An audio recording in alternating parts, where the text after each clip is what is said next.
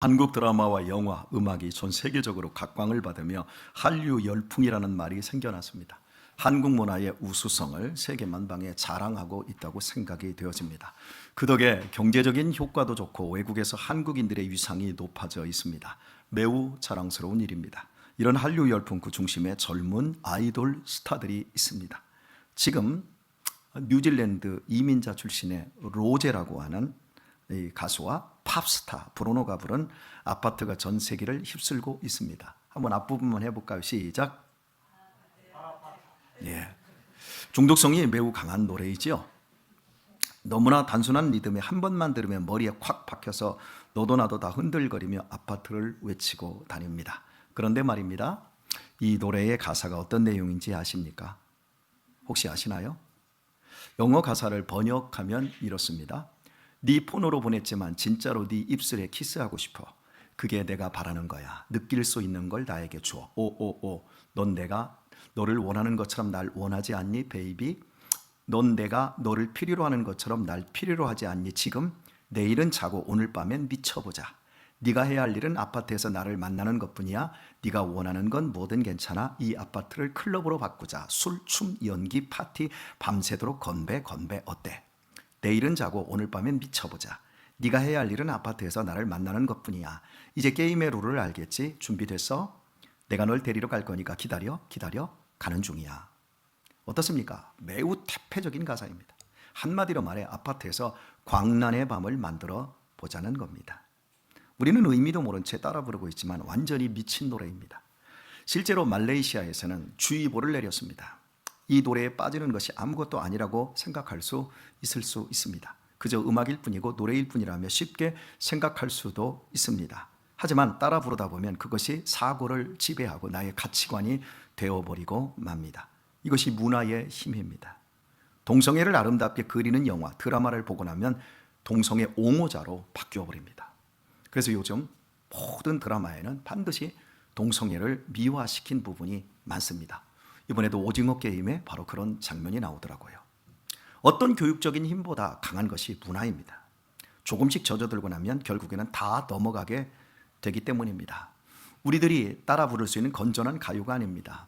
나훈아, 이문세, 이선희, 김광석 씨의 노래라면 모를까. 이런 퇴폐적인 노래에 익숙하다 보면 정신이 악한 영에게 붙잡혀 혼미한 상태에 빠지게 됩니다. 결국은 우리의 가치관을 무너뜨리고 진리의 삶에서 이탈하도록 만들게 됩니다. 정말이지 조심해야 할 일입니다. 그런데 말입니다, 이 노래를 부른 로제의 종교가 기독교입니다. 자신을 공식적인 자리에서 기독교인이라고 밝힙니다. 현대교회는 기독교인이 되는 것은 어렵지 않습니다. 하나님의 말씀대로 살지 않아도 얼마든지 기독교인이 될 수 있습니다. 교회만 나가면 되니까요.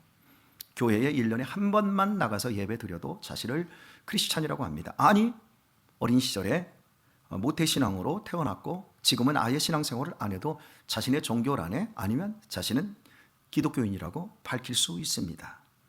그런데 말입니다, 예수님은 마태복음 16장 24절에서 이렇게 말씀하셨습니다.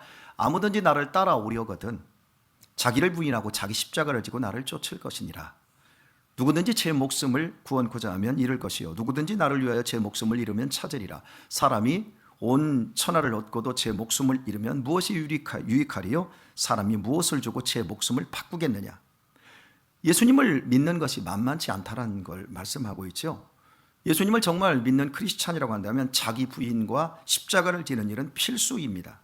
심지어 목숨을 잃기까지 해야 할 수 있습니다. 자기가 하고 싶은 것을 강화하고 자기가 생각하고 감정에 또 세상이 박수치는 것을 다 취하고 그러고 따라갈 수 있는 종교가 기독교가 아닙니다. 목숨을 잃기까지 해야 할 수 있습니다. 이유는 온 세상의 모든 것을 얻는 것보다 자기에게 주어져 있는 생명이 너무나도 중요하기 때문입니다. 그러나 오늘날 우리나라와 서구 유럽은 예수님을 믿는 일은 너무나 쉽습니다. 아무것도 부인하거나 아무것도 빼앗길 일이 없고 아무것도 잃어버리지 않아도 됩니다.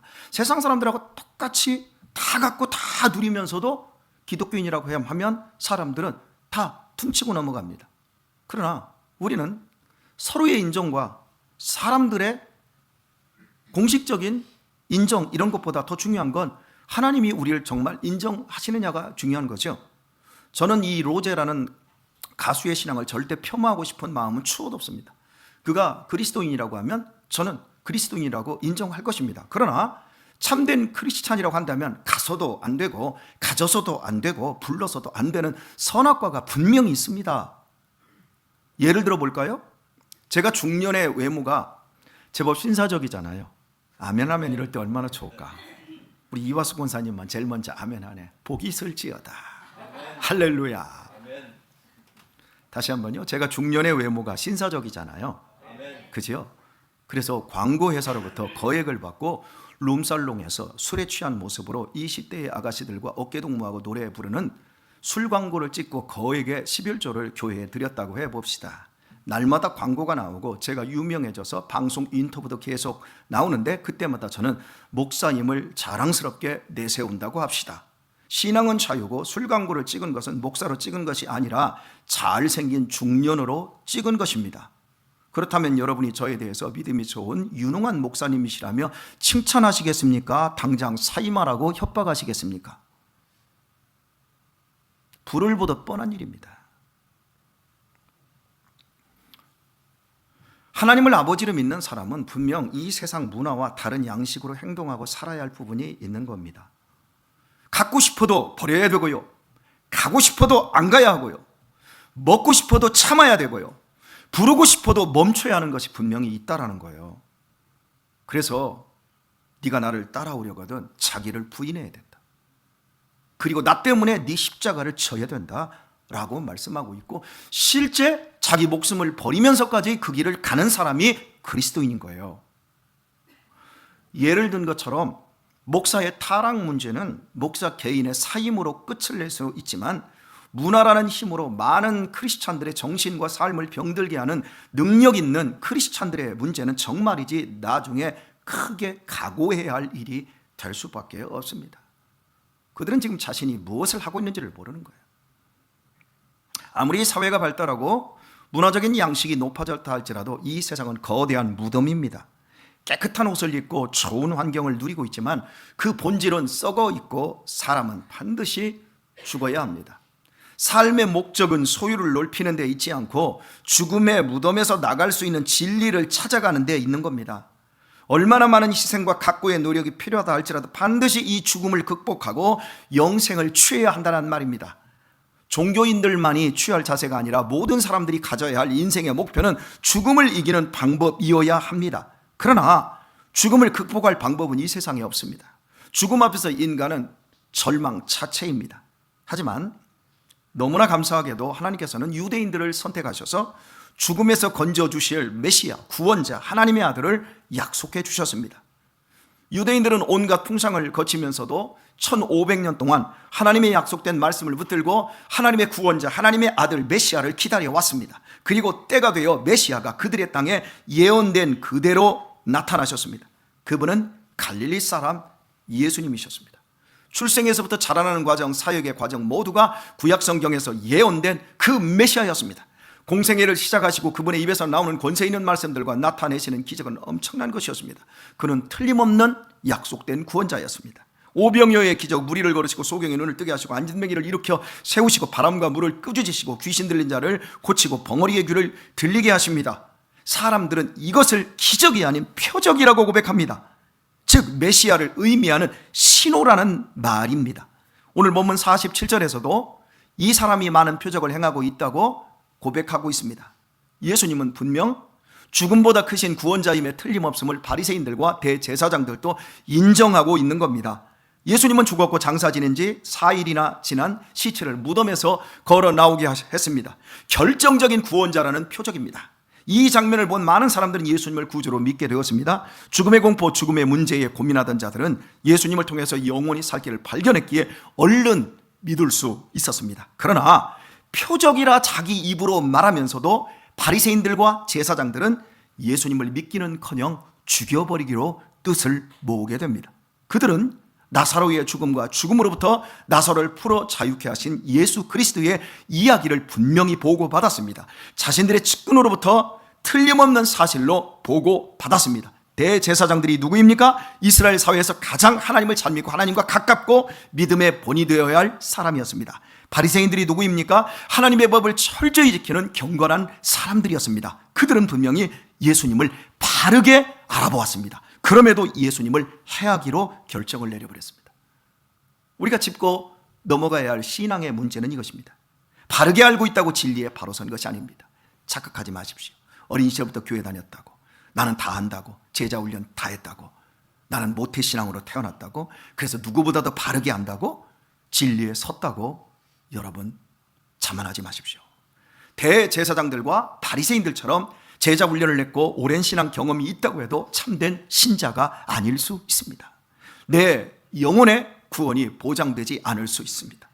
예수님을 믿고 예수님께 내 존재와 내 삶을 무릎 꿇려야 하고 주님의 생명으로 사는 데까지 가야 참된 신앙입니다.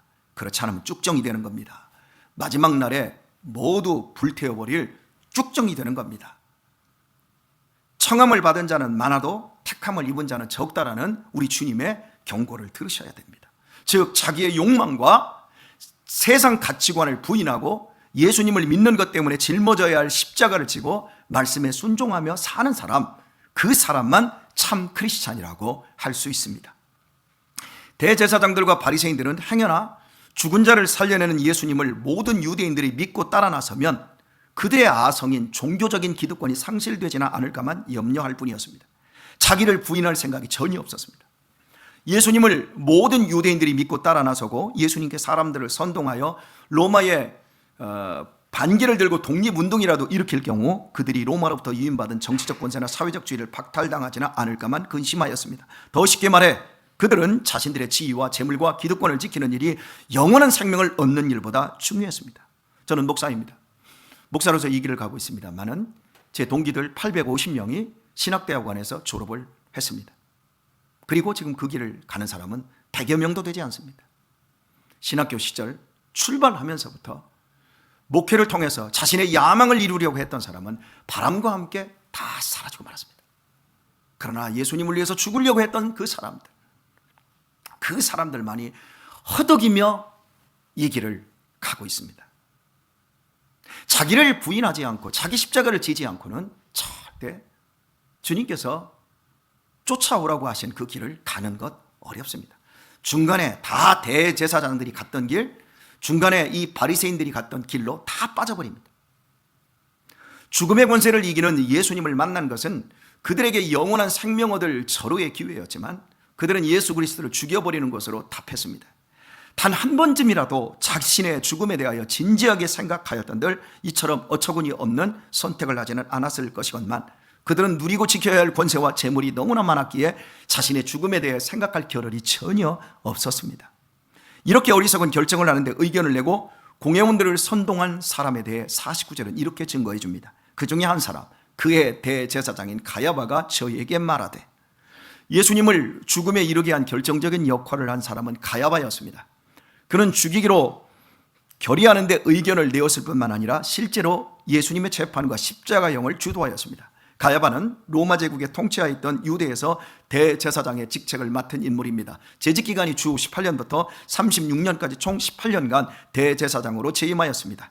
당시 대제사장이 자주 교태전됨을 감안할 때 매우 오랜 기간으로 로마 당국과의 정치적 협력덕으로 보입니다. 가야바는 유력한 사두개파의 일원이었으며 이전 대제사장이었던 안나스와 사이관계였습니다. 그는 아주 인간관계에 뛰어난 능력을 가졌던 사람입니다. 정치적인 수완이 정말 뛰어났던 사람이었습니다. 그의 관심사는 오직 세상에 있었습니다. 죽기까지 잘 먹고 잘 사는 일에 대제사장의 위치를 사용하는 것뿐이었습니다. 그 결과 예수님을 죽이기로 모의하고 예수님을 신문하고 신성 모독죄를 물어 사형을 언도하도록 빌라도를 종용하여 끝내 생명이신 주님을 제거하는데 현실적인 힘을 사용한 장본인이 되고 말았습니다. 이렇게 해서 그가 얻은 삶의 열매는 무엇이었을까요? 겨우 18년 동안 권자에서 호의호식하다가 먼지가 되었을 뿐입니다. 그의 권력과 호화로운 대제사장의 자리는 영원한 생명을 얻는 일에 가장 좋은 자리였고, 또한 많은 사람들에게 예수 그리스도를 소개해 줄 수 있는 결정적인 자리이기도 했습니다. 그러나 그는 그 귀한 직책을 이용하여 오직 이 땅에서 근심 없이 편안히 사는 것만을 위해 그럴듯한 명분을 내세워 예수님을 죽이자고 선동하였고 실제 죽여버렸습니다.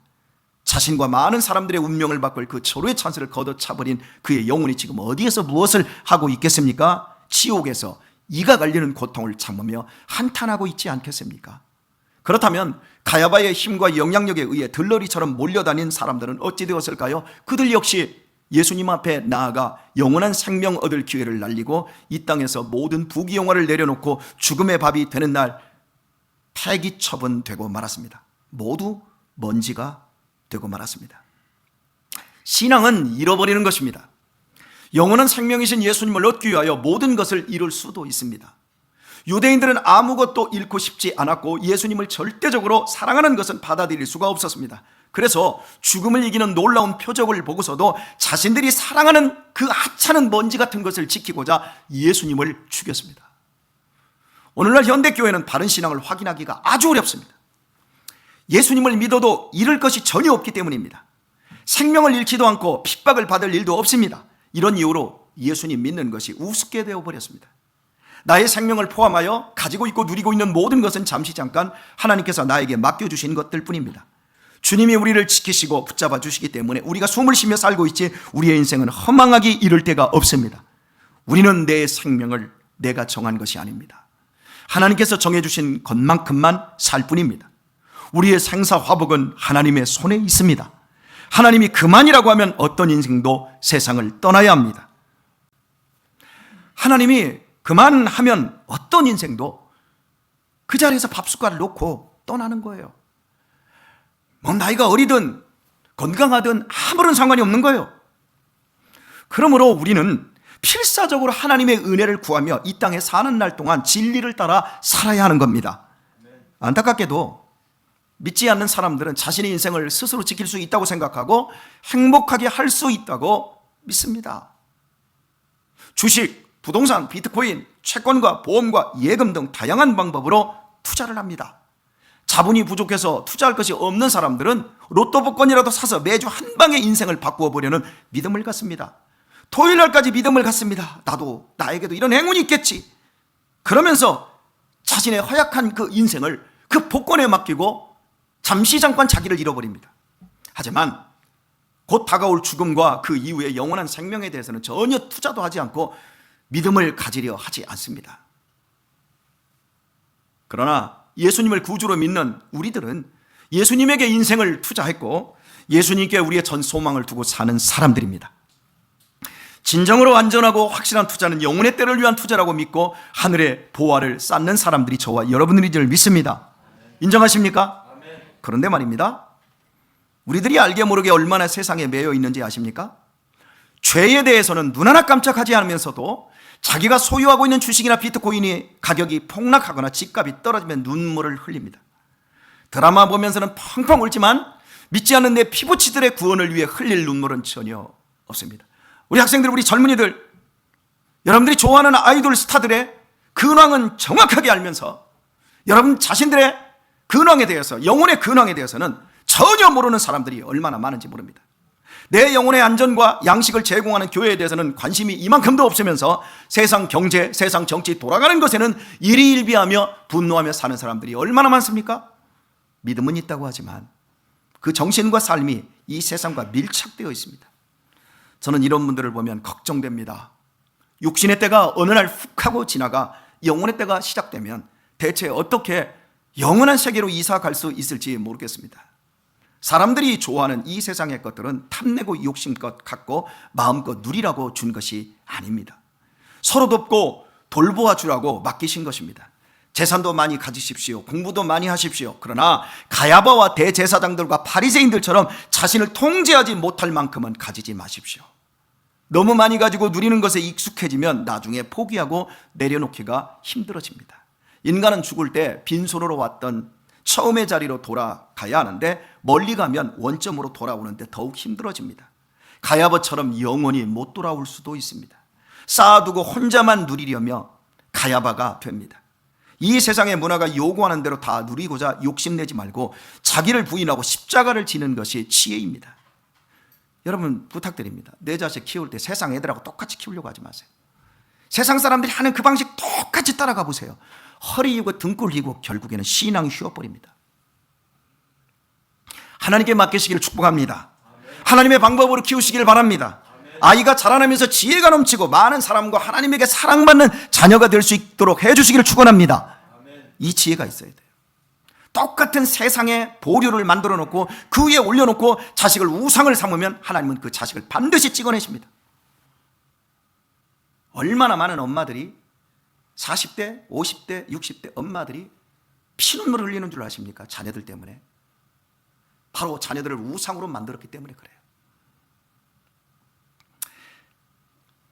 많이 가지셨습니까? 많이 베풀고 많이 나누고 가십시오. 천국에서 상이 클 줄 믿습니다. 가지지 못하셔서 괴로움이 많습니까? 천국을 더 크게 가지시고 서러움을 믿음의 부유함으로 이겨내십시오. 이 땅에서 누리는 것은 잠시 잠깐입니다. 정말 잠깐입니다. 하늘에서 누릴 영광을 생각하시며 잘 참아내고 믿음의 승리를 거두십시오. 오늘의 말씀을 맺겠습니다. 주님께서는 요한복음 16장 33절에서 이렇게 말씀하셨습니다. 이것을 너희에게 이름은 너희로 내 안에서 평안을 누리게 하려 함이라. 세상에서는 너희가 환난을 당하나 담대하라. 내가 세상을 이기었노라 하시니라. 주님께서는 세상을 누리시지 않으시고 세상을 이기셨다고 말씀하셨습니다. 주님께서는 세상을 이기셨는데 우리는 세상을 이기지 못하고 세상을 누리려고 합니다. 세상을 누리려고 하는 자는 평안을 누릴 수도 없으며 반드시 세상의 지배를 당하게 되어 있습니다. 주님께서 누리신 것은 십자가의 승리로 주어진 영원한 생명과 천국으로부터 오는 평안이었습니다. 이 말씀을 우리에게 주신 이유가 분명합니다. 우리가 누릴 것은 세상의 부귀영화가 아닌 주님 안에 있는 평안입니다. 이 세상에서는 우리가 분명 많은 환난을 당할 것입니다. 그러나 바른 믿음만 있다면 예수님처럼 세상을 이길 줄 믿습니다. 부디 지혜로우셔서 하루살이 같은 인생의 날을 참된 믿음으로 복된 남은 인생 살다가 때가 되면 천국으로 기쁘게 웃으면서 제발 그렇게 이사 가실 수 있길 예수님의 이름으로 축원합니다.